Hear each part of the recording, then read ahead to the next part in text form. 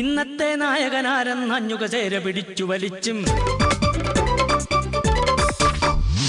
ഇല്ല കളി തീ കളി ഈ കളി തമ്മിൽ കുത്തിപ്പോരിന് പോരും പുല്ലാണേ തമ്മിൽ തമ്മിൽ ചൊല്ലിയകന്നും വെല്ലുവിളിച്ചും പിന്നാലെ പോരും പിന്നെ ഓട്ടിന് ചാട്ടം നാട്ടിന് കോട്ടം മുട്ടിന് കെട്ടിപ്പൊക്കും വീട്ടിന് ചട്ടം നാടകമേ ഉലകം നാടകമേ ഉലകം നിലയാകെ തെറ്റിപ്പിക്കിരി മാക്കിരി പോക്കിരി കാട്ടി കൊഞ്ഞണം ഇങ്ങനെ അങ്ങനെ തമ്മിൽ കുത്തും നാടകമേ ഉലകം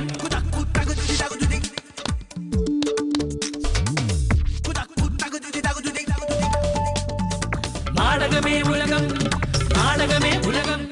നമസ്കാരം. നാടകമേ ഉലകം powered by Nehru group of institutions നാടകമേ ഉലകത്തിലേക്ക് സ്വാഗതം. നാടകമേ ഉലകം നാടകമേ ഉലകം.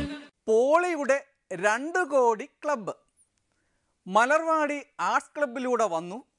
ട്രാഫിക് താണ്ടി മെട്രോ വഴി സെവൻസിൽ മുഖം കാണിച്ചു. സ്പാനിഷ് മസാലയിൽ മഷിയിട്ടു നോക്കിയാലും കാണാൻ കഴിയാത്തൊരു വേഷം ചെയ്തു. പിന്നെ പുതിയ തീരം വഴി 1983-ലെത്തി തിളങ്ങി.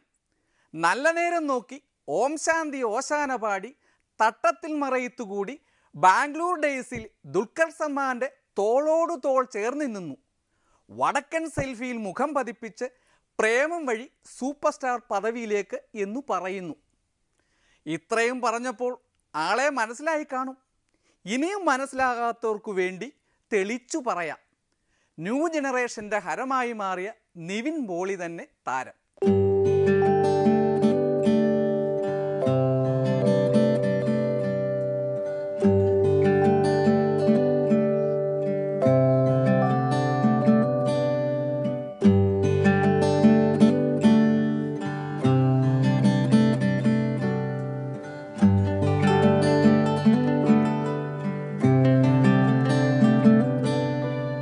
ഇംഗ്ലീഷ് കുറച്ചും കൂടി നന്നായിട്ട് പഠിക്കാനും സൗന്ദര്യമുള്ളത് മാത്രമാണ് ഏക ആശ്വാസം. പ്രേമം വിജയിച്ച ഗ്യാപ്പിൽ പോളി തൻ്റെ പ്രതിഫലം 2 കോടിയാക്കിയത്രേ.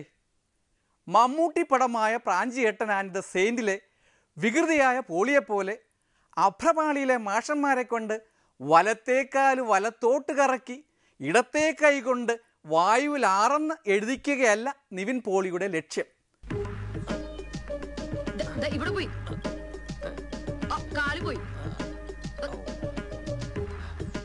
അവിടെ തെറ്റി തെറ്റി ഇങ്ങനെയല്ല. കാല് വലത്തോട്ട് കറക്കി കൈ കൊണ്ടാറുക കാല് വലത്തോട്ട് കറക്കി കൈ കൊണ്ടാറുക അവിടെ തെറ്റി. വെറും വയറ്റിപ്പിഴപ്പ്. മെട്രോ മാറ്റിനി സൈറ്റ് പറയും പ്രകാരമാണെങ്കിൽ മോഹൻലാലും മമ്മൂട്ടിയും പ്രതിഫലത്തിൻ്റെ കാര്യത്തിൽ 2 കോടി ക്ലബ്ബ് കടക്കുന്നതേയുള്ളൂ. പൃഥ്വിരാജും ദിലീപും കുഞ്ചാക്കോ ബോബനും ദുൽഖറും 1 കോടി ക്ലബ്ബ് ചാടിക്കിടന്നെന്നും ഇല്ലെന്നും പറയുന്നു. തമിഴ് സിനിമയായ ജില്ലയിൽ 5 കോടി വാങ്ങിയ ലാലേട്ടൻ അവിടെ തന്നെ നിൽക്കാൻ ശ്രമിച്ചതും പിന്നെ പണി വാങ്ങി പാടാതെ താഴേക്ക് വന്നതും കഥയ്ക്കുള്ളിലെ കഥ. ഭരാത് അവാർഡ് കിട്ടിയ വകുപ്പിൽ സലീം കുമാർ പ്രതിഫലം 40 ലക്ഷമാക്കി ഏതാണ്ട് വീട്ടിലിരിക്കുകയാണ്. ഉദയനാണ് താരത്തിലെ സരോജ് കുമാറിനെ പോലെ രാജപ്പൻ തെങ്ങിൻകൂടിനെ പോലെ നിവിൻ പോളിക്കും പുതിയ പ്രതിഫലത്തിൻ്റെ പേരിൽ പല ന്യായീകരണങ്ങളും ഉണ്ടാകാം. സൂപ്പർ താരങ്ങൾ പ്രതിഫലം കൂട്ടുന്നു എന്ന് എല്ലാവർക്കും പരാതിയാണല്ലോ. ഇത് പറയുന്നവന്മാര് വിചാരിച്ചാൽ ഇറ്റാലിയൻ മാർബിളിന്റെയും സ്കോച്ച് വിസ്കിയുടെയും വില കുറയ്ക്കാൻ പറ്റുമോ?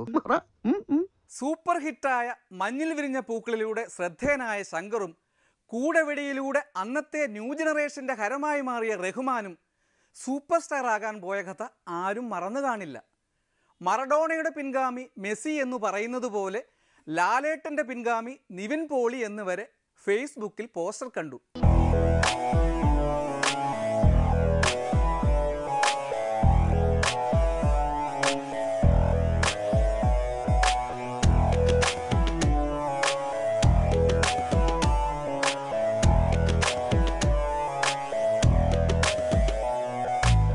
മലയാളത്തിൻ്റെ വരദാനമായ ലാലേട്ടനെയും മമ്മൂക്കായെയും എന്തിനാണ് ഇത്തരം ചീളു കേസുകളിലേക്ക് വലിച്ചിഴയ്ക്കുന്നത്?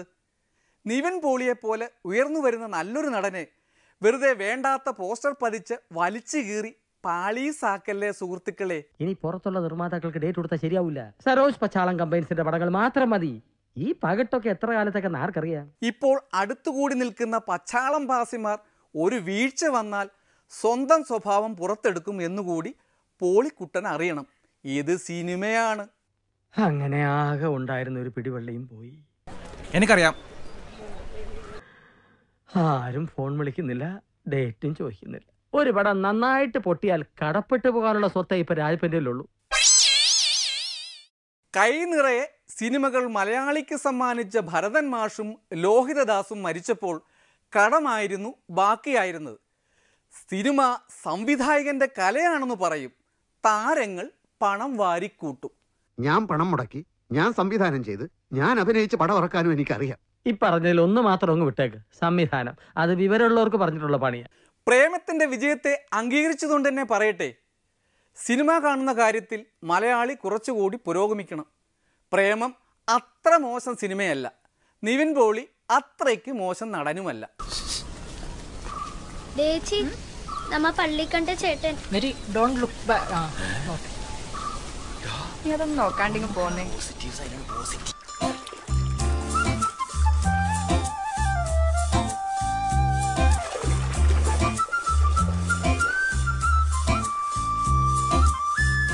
ആലുവ പുഴയുടെ തീരത്ത് ആരോരുമില്ല നേരത്ത് കണ്ണനം തെന്നി തെന്നി തേടി വന്നൊരു മാർഗഴിക്കാറ്റ്. ന്യൂ ജനറേഷൻ സിനിമയുടെ തിക്കിലും തിരക്കിലും പെട്ട് അതിനോടൊപ്പം റിലീസാകുന്ന നല്ല പടങ്ങളുടെ നിറം മങ്ങിപ്പോകരുത്. സിനിമ വിനോദത്തിനു വേണ്ടി മാത്രമുള്ളതല്ല, ചിരിക്കാനും ചിന്തിപ്പിക്കാനും ഉള്ളതാണ്.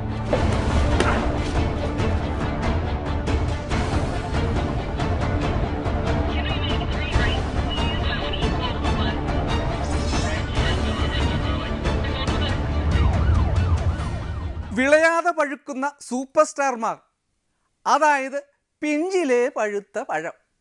മാനത്ത് നിന്ന് കൊള്ളിമീനുകളെ പോലെ നിലംപതിച്ച മണ്ണാണ് മലയാളം. അരുവിക്കരയിൽ നിന്ന് ഇപ്പോൾ കിട്ടിയ വാർത്തകൾ.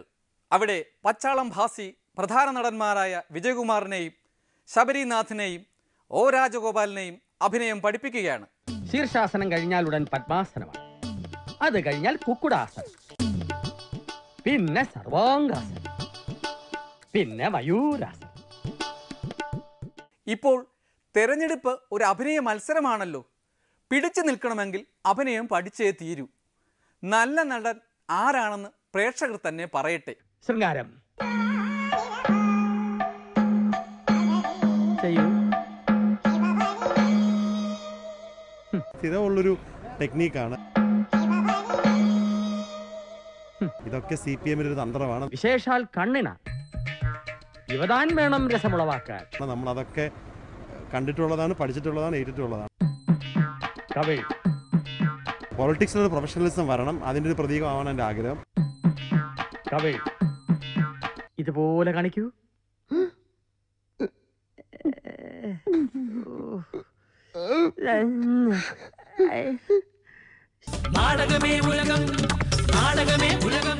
ഇനി പച്ചാളം ഭാസി പഠിപ്പിച്ച അഭിനയ മത്സരം പകർത്തിയ തെരഞ്ഞെടുക്കപ്പെട്ട ചിത്രങ്ങൾക്ക് പ്രേക്ഷകർ എഴുതിയ അടിക്കുറിപ്പുകൾ നോക്കാം. ചിത്രം 1.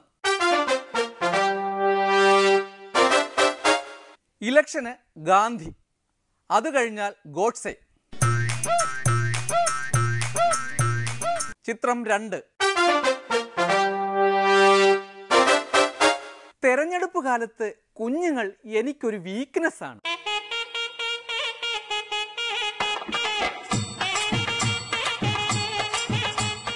ചിത്രം 3. തള്ളേ, തന്നെ വോട്ടുകളൊക്കെ ചെയ്യുവോ?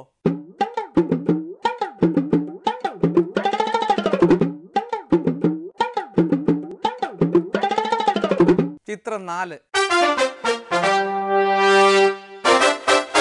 മോൻ സൂക്ഷിക്കണം, ചുറ്റിലും പാരകളാ.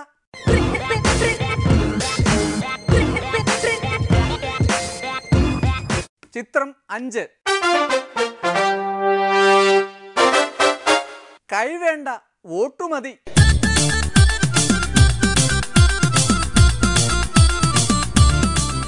ചിത്രം 6. തട്ടത്തിൻ മറയത്ത്.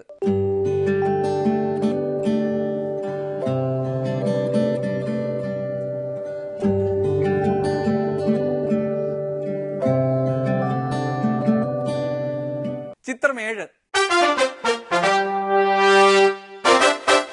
3 മലയാളികൾ ഒരുമിച്ച് യാത്ര ചെയ്താൽ 3 പേരും ഒരുമിച്ച് മുള്ളും. അതുപോലെ ദേ മരനടിയിൽ നാടകം.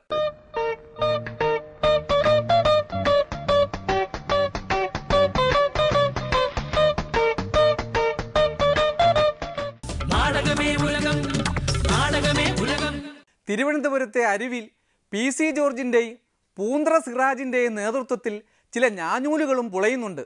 കെ ദാസ് എന്ന് പറയുന്ന ചാല വൊക്കേഷണൽ ഹയർ സെക്കൻഡറി സ്കൂളിൽ നിന്നും കഴിഞ്ഞ വർഷം പ്രിൻസിപ്പലായി റിട്ടയർ ചെയ്ത കെ ദാസിന് 5371 കോടി.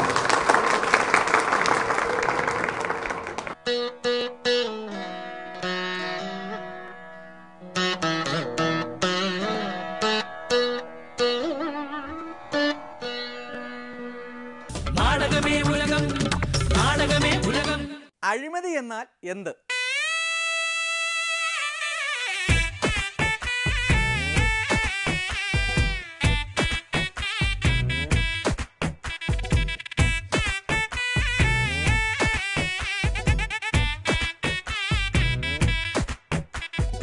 നേരത്തെ പറഞ്ഞ പോലെ സർക്കാരിൻ്റെ ഗ്രഹണകാലത്ത് ഞാഞ്ഞൂലുകൾ തലപൊക്കുന്നത് സ്വാഭാവികമാണ്.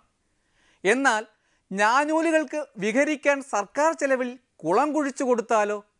അതാണ് മാറി മാറി വരുന്ന നമ്മുടെ സർക്കാരുകൾ ചെയ്തുകൊണ്ടിരിക്കുന്നത്.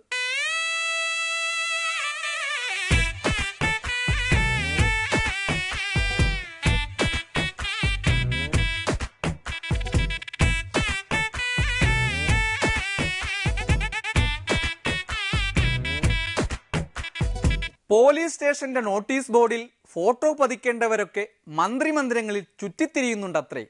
ഇടതുകാലിലെ മന്ത് വലതുകാലിലേക്കും വ്യാപിച്ചിരിക്കുന്നു. ഇടതു ഭരണകാലത്ത് ലോട്ടറി മാർട്ടിനും ശബരിനാഥും സേവി മനോ മാത്യുവും കയറിയിരുന്ന കസേരയിൽ ഇന്നിപ്പോൾ ജോപ്പനും സരിതയും സലീം രാജും ഇരുന്ന് ചിരിക്കുന്നു. വാളെടുക്കണം, വലവിരിക്കണം, വേണ്ടിടത്ത് വേണ്ട പോലെ വാൾമടക്കണം, വേഷം കെട്ടണം, നാണം മാറ്റണം, വേണ്ടി വന്നാൽ വായ പൊത്തി ഇലയെടുക്കണം. ഇവരിൽ ആരാണ് കേമനെന്നറിയാൻ ചർച്ച പുരോഗമിക്കുന്നു. ശബരിനാഥിനെ തോളിലേറ്റി നടന്നത് കഴിഞ്ഞ സർക്കാരെങ്കിൽ സോളാർ നായികയായിരുന്നാലും പലരുടെയും മോഹവല്ലിയായ സരിതയെ തോളിലേറ്റുന്നത് പുതിയ സർക്കാർ. നേതാവ് ഇന്ന് നേതാവ്, നാളെ രാജാവ് എന്നും ജേതാവ്. നേതാവ് ഇന്ന് നേതാവ്, നാളെ രാജാവ് എന്നും ജേതാവ്. കഴിഞ്ഞ സർക്കാരിലെ ആഭ്യന്തരമന്ത്രിക്ക് വീട് വാടകയ്ക്ക് കൊടുത്ത സേവി മനോ മാത്യുവിനു പകരം ജോപ്പൻ മുഖ്യമന്ത്രി കസേരയിലിരുന്നു ഭരണം നടത്തി. ലോട്ടറി മാർട്ടിനെ രക്ഷിച്ചു നിർത്തിയത് ഇടത് സർക്കാരെങ്കിൽ സലീം രാജ് ഉമ്മൻചാണ്ടിയുടെ അടുക്കളയിലായിരുന്നു താമസം. അഴിമതിക്കാര്യത്തിൽ ആരും പൈതങ്ങളല്ല. അഴിമതി ചെയ്തെന്നും ആരും സമ്മതിക്കുകയുമില്ല. മെർക്കിസ്റ്റൺ ഭൂമി ഇടപാടിൽ ബിനോയ് വിശ്വത്തിനെതിരെ ആരോപണമുണ്ടായപ്പോൾ പത്രക്കാർ അന്നത്തെ CPI സെക്രട്ടറിയായിരുന്ന പരേതനായ വെളിയം ഭാർഗവനോട് അന്വേഷണത്തെക്കുറിച്ച് ചോദിച്ചു. മുടി കുറഞ്ഞ തലയിലെ മുടിയില്ലാത്ത നെറുക തടവിക്കൊണ്ട് വെളിയമാശാൻ ഇങ്ങനെ പറഞ്ഞു, വേണമെങ്കിൽ വെളിയം ഭാർഗവൻ്റെ തലയിൽ എത്ര മുടിയുണ്ടെന്ന് അന്വേഷിച്ചോളൂ. അന്വേഷണം മുടി പോലെയാണെന്ന വാക്യം തമിഴിലേക്ക് മൊഴിമാറ്റി പറഞ്ഞു നോക്കൂ. ഇതാണ് പാർട്ടികളുടെ അഴിമതി വിരുദ്ധ പോരാട്ടം. മൂന്നാറിൽ മുടി വളർത്തിയ ആളും മുടിയില്ലാത്ത ആളും മീശയുള്ളയാളും മീശയില്ലാത്ത ആളും കോട്ടിട്ട ആളും കോട്ടിടാത്ത ആളും എലിയും പൂച്ചയും കളിച്ചത് ആരും മറന്നിട്ടില്ല. സർക്കാർ മാറിയിട്ടും അഴിമതി കൊഴുക്കുന്നു. ജോപ്പൻ്റെ വിളയാട്ടത്തിൽ മന്ത്രിസഭ കുലുങ്ങിയിട്ടും മുഖ്യമന്ത്രി കുലുങ്ങിയില്ല. പാലം കുലുങ്ങിയാലും കേളൻ കുലുങ്ങില്ല. ഒരു MLA മുഖത്തുമൊഴിക്കാൻ പോയാൽ വീഴുമായിരുന്ന മന്ത്രിസഭയെ താങ്ങി നിർത്താൻ മുഖ്യമന്ത്രി ചാക്കുമായി കറങ്ങി നടന്നപ്പോൾ വാളെടുത്തവരെല്ലാം വെളിച്ചപ്പാടുകളായി. സരിത സോളാറിലും ജോപ്പൻ മുഖ്യമന്ത്രി കസേരയിലും സലീം രാജ് കളമശ്ശേരിയിലും കടകംപള്ളിയിലും നാട്ടുരാജാക്കന്മാരായി വാണു. പുട്ടിനു പീരയെന്ന പോലെ ഇളമരം കരീമിനൊപ്പം അഴിമതിയുടെ പുട്ടുകുറ്റിയിൽ മാണിയും കയറിക്കൂടി. ഇനി പ്രേക്ഷകർ പറയട്ടെ, അഴിമതിയിൽ ആരാണ് കേമന്മാർ?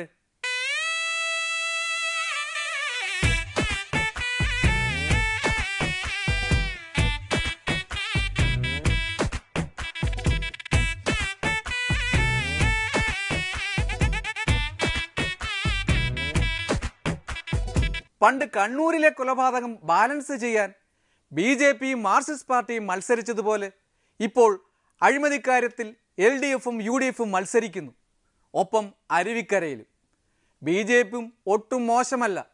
അധികാരമില്ലെങ്കിലും വോട്ട് കച്ചവടം നടത്തി പിഴച്ചു പോകുന്നു. അധികാരം കിട്ടിയാലോ? കർണാടകയിലെ കൽക്കരിപ്പാടങ്ങൾ ഉത്തരം പറയട്ടെ. ഇനി വാചകമേള. നീട്ടിയും കുറിക്കിയും ചില നേതാക്കന്മാർ തട്ടിമൂളിക്കുന്ന പ്രധാന വാചക കസരത്തുകൾ ഒന്ന് കേൾക്കാം. വികസന കാര്യത്തിൽ ഇന്ത്യയിൽ A+ ഒന്നാം സ്ഥാനമാക്കാൻ കൊടുക്കണമെങ്കിൽ ഉമ്മൻചാണ്ടി ഭരിക്കുന്ന കേരളത്തിലെ UDF സർക്കാരിന് തന്നെ. ഇന്ന് കേരളത്തിന് വേണ്ടത് ഉടക്ക് രാഷ്ട്രീയമല്ല, അട്ടിമറി രാഷ്ട്രീയമല്ല. ഇന്ന് കേരളത്തിന് വേണ്ടത് വികസന രാഷ്ട്രീയമാണ്. അരുവിക്കര തിരഞ്ഞെടുപ്പ് അരുവിക്കരയിൽ നിന്നുള്ള MLA തിരഞ്ഞെടുക്കുന്നതിന് വേണ്ടി മാത്രമല്ല, അടുത്ത തെരഞ്ഞെടുപ്പുകൾക്കുള്ള ഒരു പ്രീ ക്വാളിഫിക്കേഷൻ തെരഞ്ഞെടുപ്പ് കൂടിയാണ്. ഐക്യജനാധിപത്യ മുന്നണി ഗവൺമെന്റ് തകരുന്ന വിധത്തിലുള്ള രാഷ്ട്രീയ മാറ്റം അരുവിക്കരയ്ക്ക് ശേഷം കേരളത്തിലുണ്ടാകും. UDFിനകത്തുള്ള ചില ഘടകകക്ഷികൾ അരുവിക്കര തെരഞ്ഞെടുപ്പിന് ശേഷം UDF വിടും. അങ്ങനെ ഒരു രാഷ്ട്രീയ മാറ്റമാണ് ഈ തെരഞ്ഞെടുപ്പ് ഫലമുണ്ടാക്കുന്നത്. ഈ ഉപതെരഞ്ഞെടുപ്പ് കഴിയുന്നതോടുകൂടി കേരളത്തിൻ്റെ രാഷ്ട്രീയ ചരിത്രത്തിൽ ഒരു വലിയ ഗതിമാറ്റം ഉണ്ടാവും. പുതിയ രാഷ്ട്രീയ ശക്തികളുടെ ഉദയമുണ്ടാവുമെന്നും പഴയ പലതിൻ്റെയും അസ്തമനമുണ്ടാവുമെന്നും ഞാൻ വിശ്വസിക്കുന്നു. UDF എന്തായാലും ഈ ഇലക്ഷൻ വിജയിക്കുമെന്നുള്ള തികഞ്ഞ ശുഭാപ്തി വിശ്വാസം നമുക്കെല്ലാം ഉണ്ട്. അപ്പോൾ UDF ഒരുമിച്ചാണ്. അരുവിക്കരയിലെ ജനങ്ങൾ എൻ്റെ കൂടെയും UDFിൻ്റെയും കൂടെയാണ്. നല്ല വിജയം ലഭിക്കും എന്നുള്ളതിൽ നല്ല വിശ്വാസമുണ്ട്. ഉമ്മൻചാണ്ടിക്ക് ആര് ബന്ധപ്പെട്ടാലും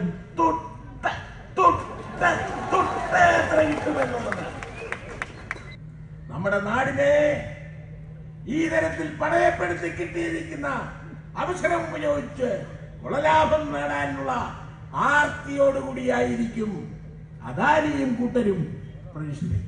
പക്ഷെ അച്യുതാനന്ദനെ ആ കൺവെൻഷന് വിളിച്ചിട്ടില്ല. ഇത് അദ്ദേഹത്തിനെ അവഹേളിക്കുന്നതിന് തുല്യമല്ലേ, അപമാനിക്കുന്നതിന് തുല്യമല്ലേ. അവരുടെ സമരം, ഈ പോരാട്ടം കോൺഗ്രസിനെതിരായിട്ടല്ല, പ്രതിപക്ഷ നേതാവിനെതിരായിട്ടാണ് അവരുടെ പോരാട്ടം.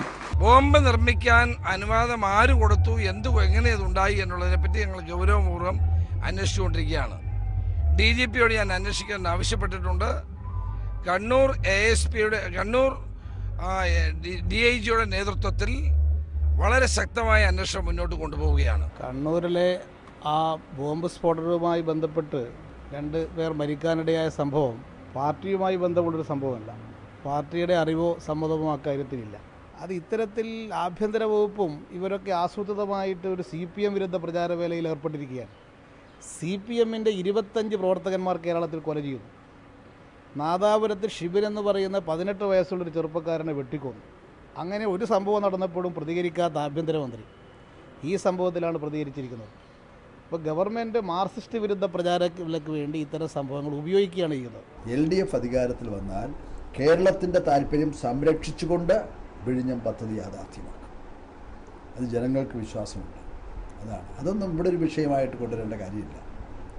മറ്റൊന്നും പറയാനില്ല. രാഷ്ട്രീയമായിട്ടെല്ലാം പരാജയപ്പെട്ട് കഴിഞ്ഞപ്പോൾ ഒരു ടെൻഡറിൻ്റെ നടപടിയായിട്ട് വന്നിരിക്കുകയാണ്. അതൊന്നും ജനങ്ങൾ വിശ്വസിക്കില്ല. മോഡി വന്നതുകൊണ്ട് മാത്രമാണ് കേരളത്തിന് ഈ വിഴിഞ്ഞം പദ്ധതി വരാൻ ഇടയായിട്ടുള്ളത്.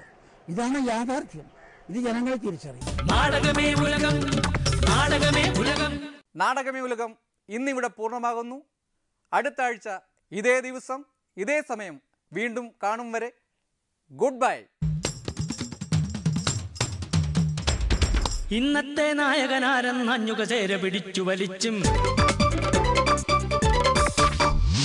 ഇല്ല കളി തീ കളി ഈ കളി തമ്മിൽ കുത്തിപ്പോരിന് പോരും പുല്ലാടെ തമ്മിൽ തമ്മിൽ ചൊല്ലിയകന്നും വെല്ലുവിളിച്ചും പിന്നാലെ പോരും പിന്നെയും ഓട്ടിന് ചാട്ടം നാട്ടിന് കോട്ടം മുട്ടിന് മുട്ടിന് കെട്ടിപ്പൊക്കും വീട്ടിന് ചട്ടം നാടകമേ ഉലകം നാടകമേ ഉലകം നിലയാകെ തെറ്റിപ്പിക്കിരി മാക്കിരി പോക്കിരി കാട്ടി കൊഞ്ഞണം ഇങ്ങനെ അങ്ങനെ തമ്മിൽ കുത്തും നാടകമേ ഉലകം